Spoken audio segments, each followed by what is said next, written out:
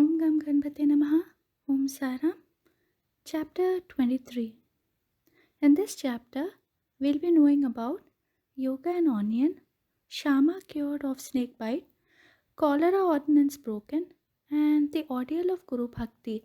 This jiva, that is human soul, transcends the three qualities, that is sattva, rajas, and tamas. But being deluded by Maya, he forgets his nature, which is existence, knowledge, bliss, and thinks that he is the doer and enjoyer, and thus entangles himself in endless miseries and does not know the way of deliverance. The only way of deliverance is loving devotion towards the Guru's feet. The great player or actor Lord Sai has delighted his bhaktas and transformed them into himself, that is his nature. We regard Sai Baba as an incarnation of God for reasons already stated, but he always said that he was an obedient servant of God. Though an incarnation, he showed the people the way how to behave satisfactorily and carry out the duties of their respective stations, that is, varnas or castes, in this life. He never emulated others in any way, nor asked others to have something done for him. For him, who saw the Lord in all movable and immovable things of this world, humility was the most proper thing he disregarded or disrespected. For he saw Narayana, that is Lord, in all beings. He never said, I am God, but that he was a humble servant, and he always remembered him and always uttered Allah Malik. God is a sole proprietor or owner. We do not know the various kinds of saints, how they behave, what they do and eat.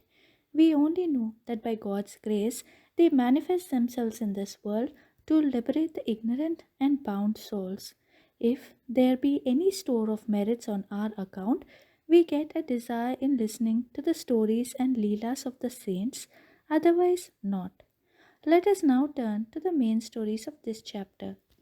Yoga and onion. Once it so happened that a sadhak of yoga came to Shirdi with Nana Sahib Chandorkar. He had studied all the works on yoga, including the Yoga Sutras of Patanjali, but had no practical experience. He could not concentrate his mind and attain samadhi even for a short time. He thought that if Sai Baba be pleased with him, he will show him the way to attain samadhi for a long time. With this object in view, he came to Shirdi, and when he went to the masjid, he saw Sai Baba eating bread with onion. On seeing this, a thought arose in his mind. How can this man, eating stale bread with raw onion, solve my difficulties and help me? Sai Baba read his mind and said to Nana Sahib, Oh Nana, he who has the power to digest onion should eat it and no one else. Hearing this remark, the yogi was wonderstruck, and then he fell at Baba's feet with complete surrender. With pure and open mind, he asked his difficulties and got their solution from Baba. Thus, being satisfied and happy, he left Shirdi with Baba's Udi and blessings. Shama cured of snake bite. Before Himmat Pant begins the story, he says about the jiva that it can be very well compared with a parrot and that they both are bound, the one in the body and the other in a cage. Both think that their present bound state is good for them. It is only when a helper, that is Guru, comes and by God's grace opens their eyes and liberates them from their bondage that their eyes are open to a greater and larger life compared to which their former limited life is nothing. In the last chapter, it was shown how Baba anticipated the calamity that was to befall on Mr. Mirkar and rescued him from it. Now, let us hear a story grander than that. Once, Shama was bitten by a poisonous snake. His little finger on the hand was stung and the poison began to spread into the body. The pain was also severe and Shama thought that he would pass off soon. His friends wanted to take him to the god Viroba, where such cases were often sent. But Shama ran to the masjid to his Viroba, that is Sai. When Baba saw him, he began to scold and abuse. He got enraged and said, Oh, vile Bhatudya, that is priest, do not climb up, beware if you do so, and then roared, Go, get away, come down. Seeing Baba thus red with wrath, Shama was greatly puzzled and disappointed. thought that the masjid was his home and Sai Baba his sole refuge. But if he was driven away like this, where should he go? He lost all hope of life and kept silent. After a time, Baba became normal and calm when Shama went up and sat near.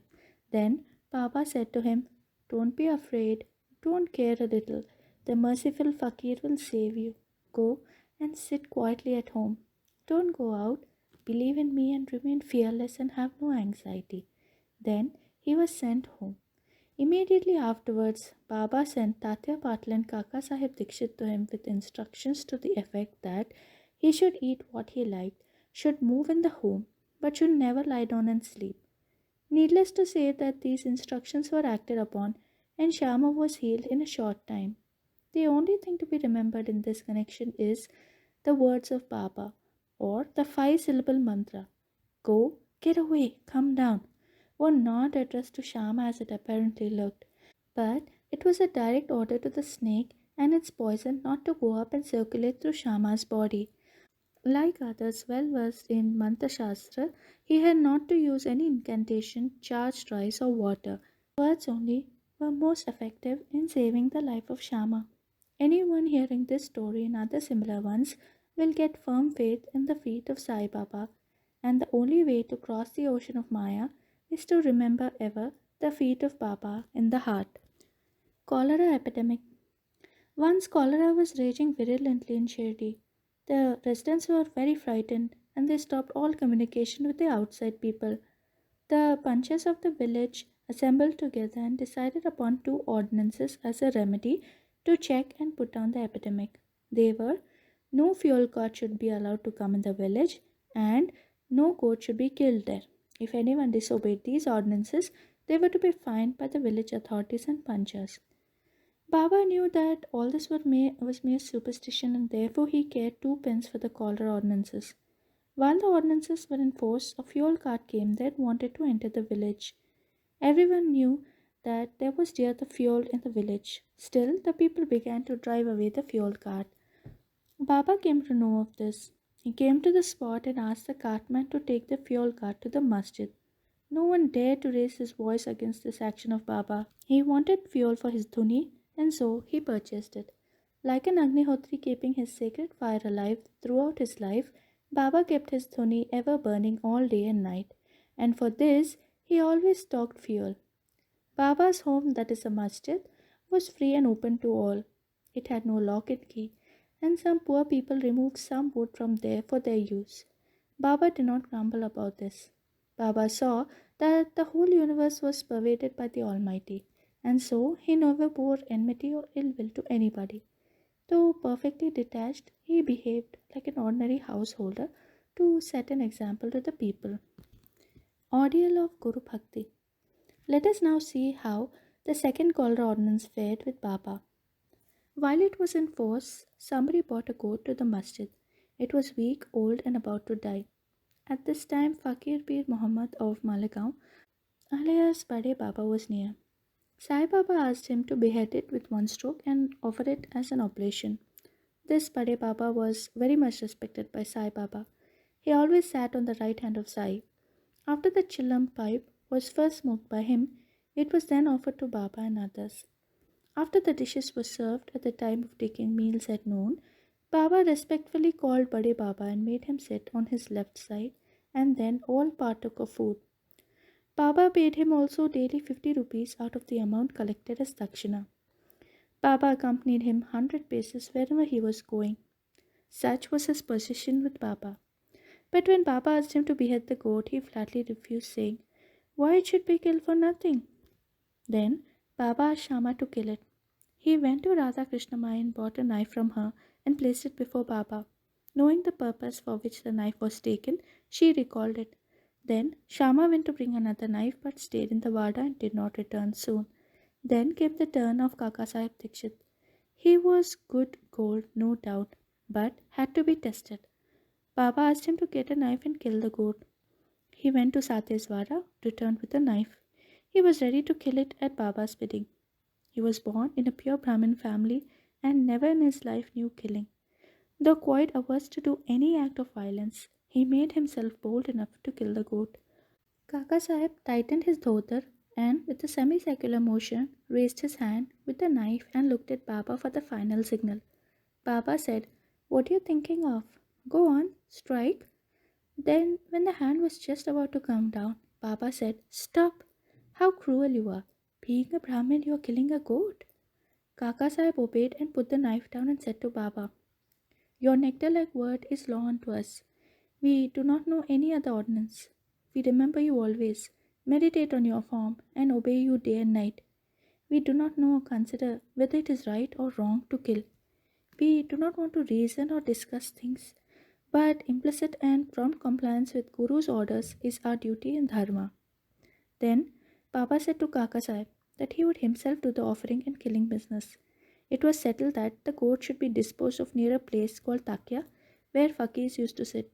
When the goat was being removed to that place, it fell dead on the way. Hemant Pant closes the chapter with the classification of disciples. He says that there are three kinds. The first are the best, second are middling, third or ordinary. The best kind of disciples are those who guess what their gurus want and immediately carry it out and serve them without waiting for an order from them. The average disciples are those who carry out the orders of their masters to a letter without any delay. And the third kind of disciples are those who go on postponing the carrying out of their orders and making mistakes at every step. The disciples should have firm faith backed up by intelligence, and if they add patience to these, their spiritual goal will not be distant. Control of breath, ingoing and outgoing, or hatha yoga, or other difficult practices are not at all necessary.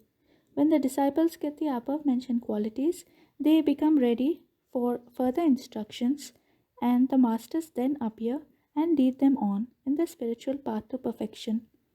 In the next chapter, we will deal with Baba's interesting wit and humor. Bow to Shri Sai, peace be to all.